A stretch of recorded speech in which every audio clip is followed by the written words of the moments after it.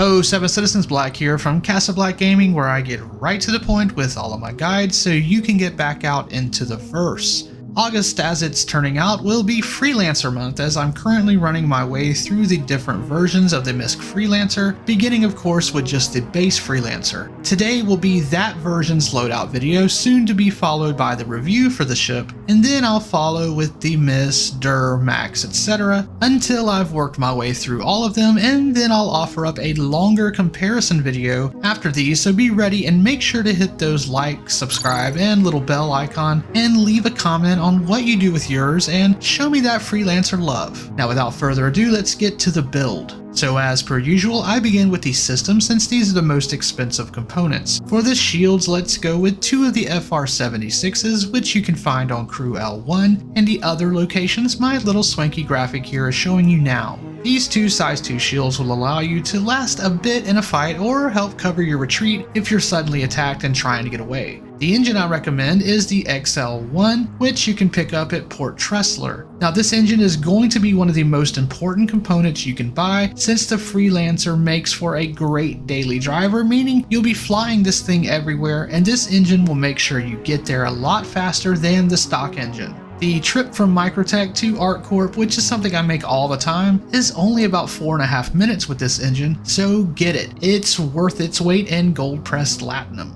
Moving on to the power plant, I went with the Quadracell, especially if you think you're going to come under fire, as it tends to have a nicer health pool, especially against distortion weapons, which when fired upon, will aim to take out your power supply and leave you as a sitting duck. Something that will be a lot more important in the future, but something you can still run into now if combat is your thing. You can pick this up at her L3 or Bajini Point, and the total for these is 228,250 credits. I tell you that total because you could stop here, or you can go with the coolers, but honestly you can skip these for now. But I'm going to go ahead and show you the two avalanches which can be picked up at Crew L4. Now again, you can skip these until a future patch makes them do something more than look pretty with a very minimal effect. But if you insist on buying them anyway, these are going to tack on almost another 120,000 to your total, bringing it to the numbers that are rolling up now. Again, these are not needed at the moment until a component revamp is done, and I only included them here so you know what to purchase after said revamp, so that choice is yours. Now moving on to the weapons, I'm going to give you two options here. One will be more for the early bounties up to the MRT range, and for those we will go with laser repeaters. Pick up 4 of the CF337 Panthers, which you can find on a lot of space stations such as her L4 and quite a few of those ARC stations that are new.